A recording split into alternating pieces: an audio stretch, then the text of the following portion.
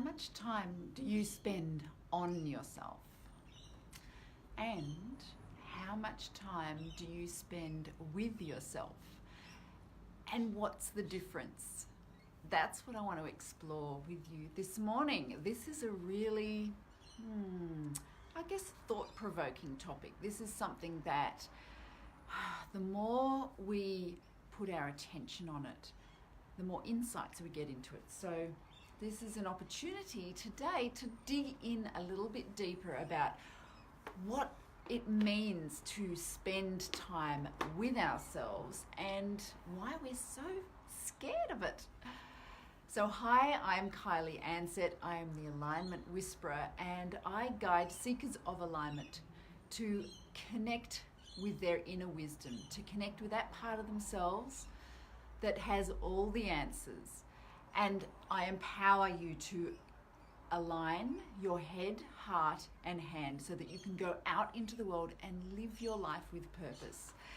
And I'm coming to you from beautiful Sydney, Australia, and this is your daily dose of alignment. So welcome.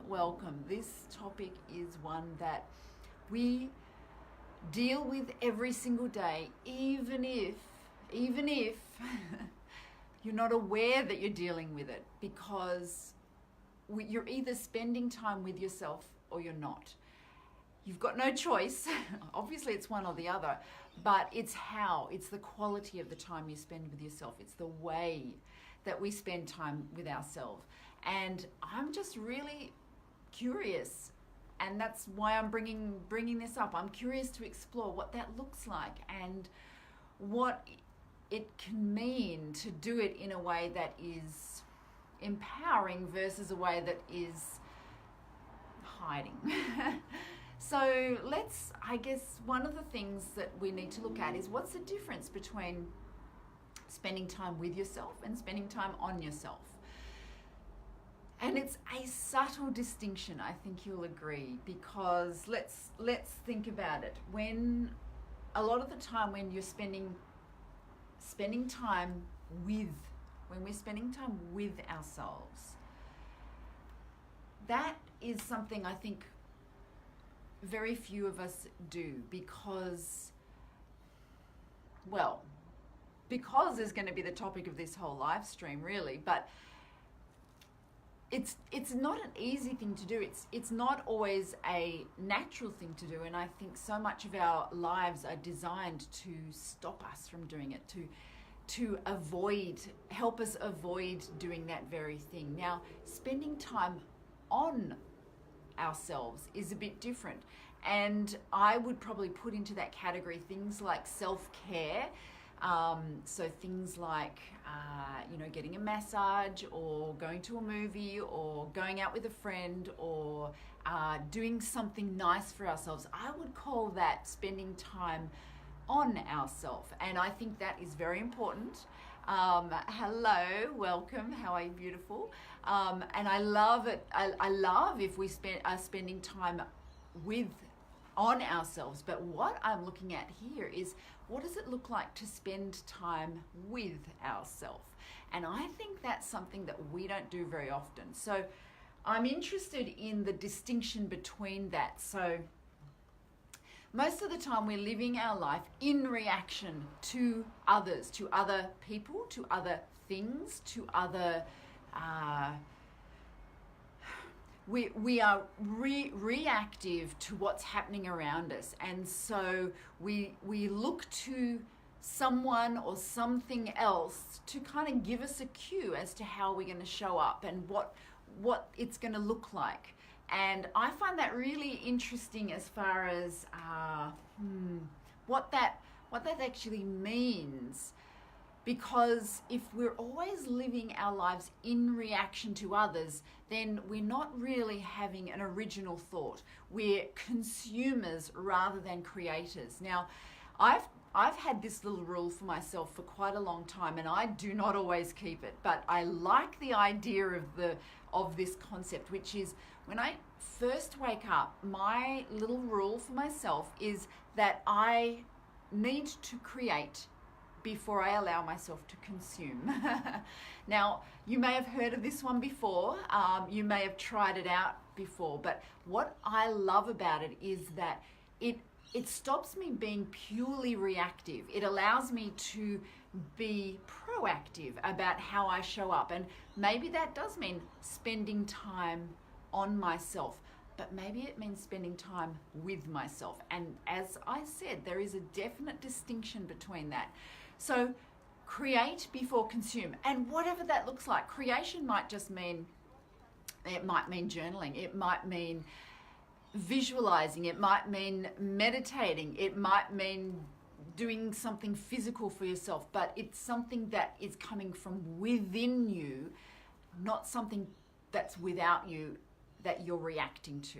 And the reason I love having that little rule for myself is because I want to see what's going on for me before I check in with what's going on for other people. Now, of course, when you have a life that's surrounded by family, and when you first wake up, that's you often are in reaction to that, but you can still carve out that little bit of time, because it doesn't have to be a long amount of time. It could be 5 minutes, but if you do it with intentionality, if you say, this is my 5 minutes to create, and that could just be a little bookmark that when I do have the time, which may not be until later that afternoon, but when I do have the time, this is what I'm going to do. This is where how I'm going to show up for myself. I think that is a beautiful thing to do. Now, if you have a life that gives you the freedom to be able to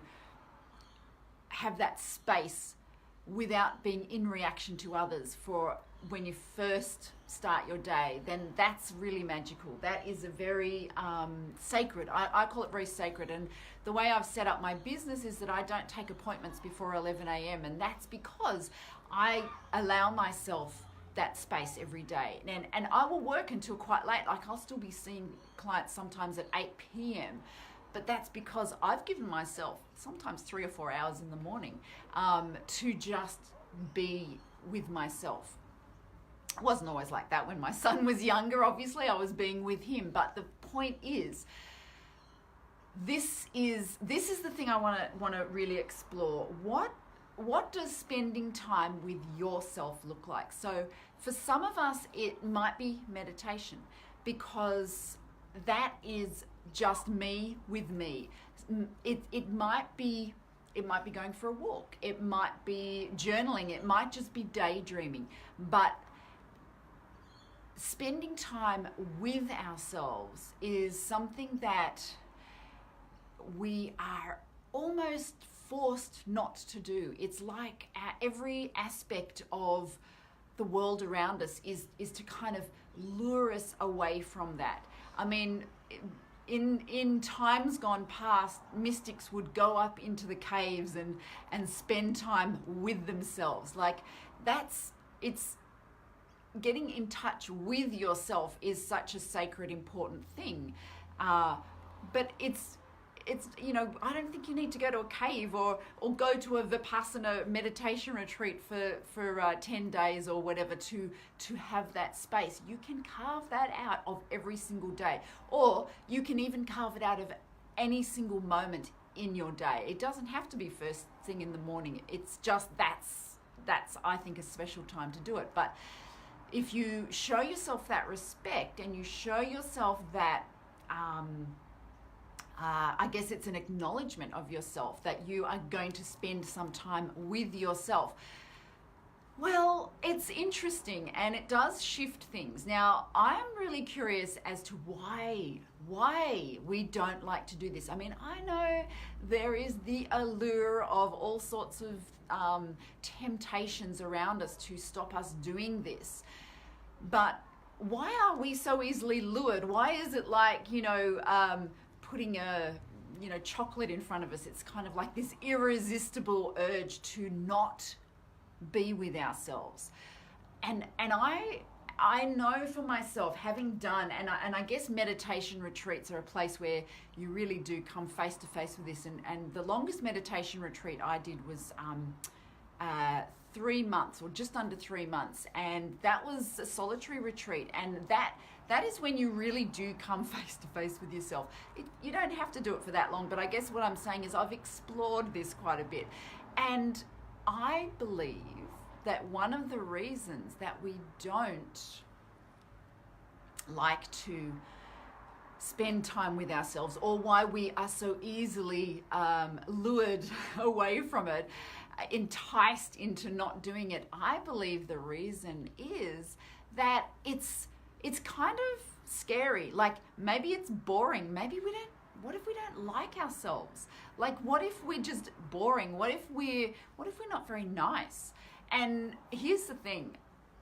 When I did that long retreat, it was very confronting, but there are layers. And at first, there's that bright, shiny, like everything's good, everything's fine kind of layer, which people like me and maybe like you put over the top of everything. And I'm very good at showing up in the world. Like, honestly, no one would ever know if anything was wrong, because like we put this very pretty, shiny veneer on top.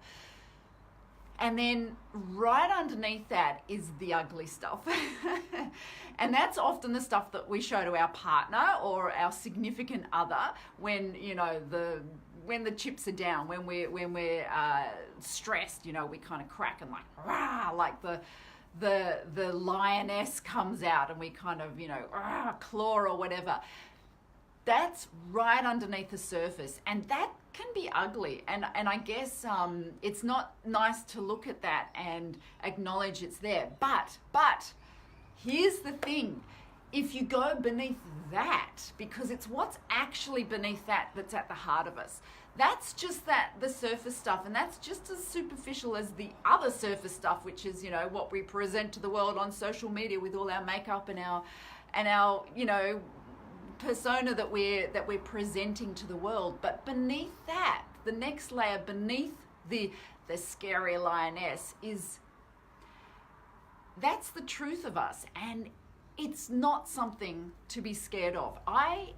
The way I like to look at it is, it's who we are when we are first born. It's that newborn baby who has just by its existence is inherently worthy.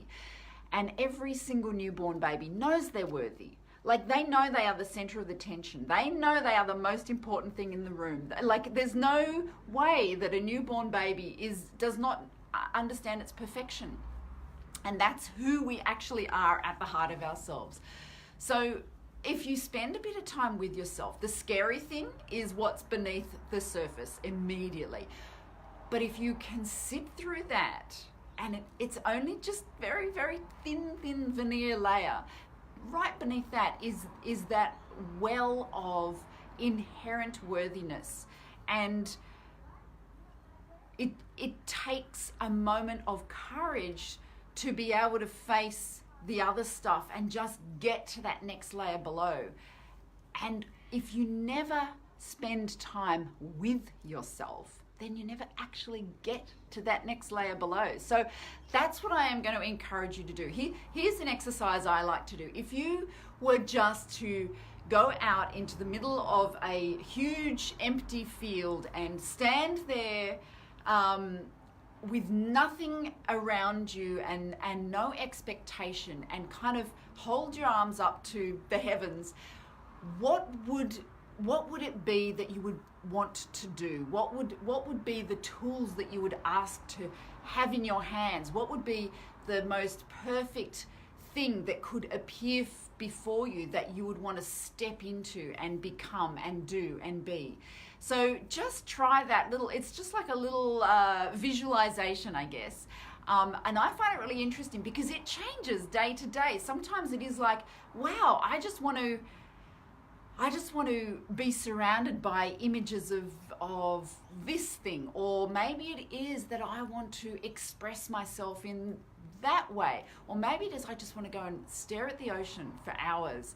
Or maybe it is that I want to meditate for 5 minutes. Or maybe it is that I want to just lie down and close my eyes. Like, I don't know, because it really does change. But if we ask from a place of trusting ourselves, we ask from a place of knowing that we have the answers within us, and that you can't get it wrong, then give yourself that little bit of time. And if you are a busy person, well, first of all, take that word out of your vocabulary, because busyness is just a word that we use to show that we don't feel worthy, and that we feel that if we tell the world we're busy, we'll be worthy. So stop saying you're busy. You can have a full life, and that's a choice. We choose whether we fill our lives up or not. And if you have chosen to fill your life up, that's fine. Accept that. Be happy about it. Embrace it. Enjoy it. And still find for yourself within that full life, find for yourself 5 minutes. That's actually all you need. I mean, it's beautiful to be able to luxuriate in an hour or something, but you know, that may not be the life that you have chosen for yourself right now at this red hot moment. So be fine with that, rather than resisting it and thinking, I wish I didn't have so much in my life. I wish I wasn't so busy. Or rather than thinking, I'll do it when I go on holidays. I'll go and do a meditation, a yoga thing in Bali or something in a month's time. No. Today. Do it today, and then do it tomorrow, and then do it the next day, and then do it the next day. Now, if you do this, I guarantee it will stop burnout. If you give yourself that level of respect, and respect is paid in attention, right? That's how we respect ourselves, by really saying, what do you need, and I'm going to give it to you. And maybe you do feel that you need more than that 5 minutes. Well, then find it, because you can, if it's something that you truly feel that you need. So anyway, go and play with that. I think you'll have fun with it. I think you'll find it interesting.